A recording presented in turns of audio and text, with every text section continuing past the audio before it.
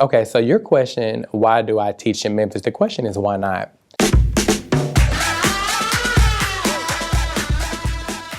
It might be the cheesy answer, but I really fell in love with the people here, the families that I got to meet. I just couldn't imagine saying goodbye to them. It's my 7th year in Memphis. I've been at the same school for all 7 years.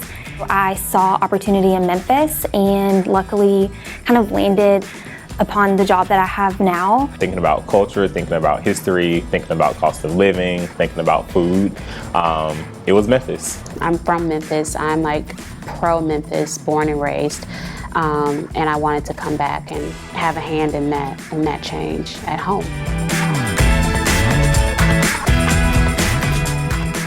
I never thought I would teach general ed math, but I know that it was supposed to happen.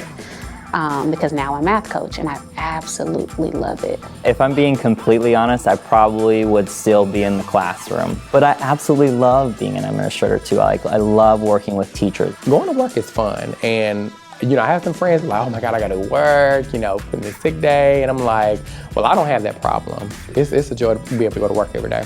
It really is. I really want to impact kids, and I will work relentlessly to do whatever it takes for my kids to achieve. I want to empower students to think deeply and to be the makers that are going to make the world a better place. I became a teacher to make a difference, and I truly feel like I'm making a difference every day. One of the biggest things that I think makes any teacher successful is your ability to build relationships with kids. You have to know who they are in order to teach them. Kids don't remember what you've taught them necessarily, all the lectures and all the jargon. Kids remember how you made them feel. So if I have taught an amazing lesson, whatever that looks like, but I have not also taught to the well-being and the wellness of that child, then I have not done my job as an educator. I really do a lot of work in the beginning of school to set a culture that feels safe and feels welcoming. One way I do that is building relationships, not only between the students and me, but the students with one another. I think those things have really created a space that not only feels welcoming and safe, but the students are comfortable to feel challenged and to rise up to meet the high expectations. It doesn't have to be so by the book. It doesn't have to be so let's open up and if A then B or if C then D, right? If you don't have a relationship with your students, it's gonna absolutely bear no fruit.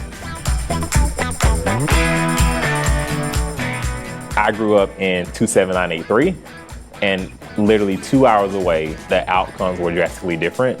So I wanted to know what I could do to make sure that that narrative is not the same for every other kid who may come from an area like mine. Fixing education is the beginning of fixing almost every other problem in this country, right? We think about healthcare, we think about prison reform, we think about all these things, and I think if we can get education correct, we can start getting those things correct as well. It means you're ensuring that all students, regardless of where they come from, their experiences, have exactly what they need. And so if we're going to be able to do that for students, then we have to ensure that teachers are supported. They say it takes a village to raise a child. That village consists of teachers, that village consists of parents, it's grandma, it's uncle, it's auntie, it's godmama, it's principal, it's everybody in the community. And when everybody's involved, when education is everybody's business, everybody wins.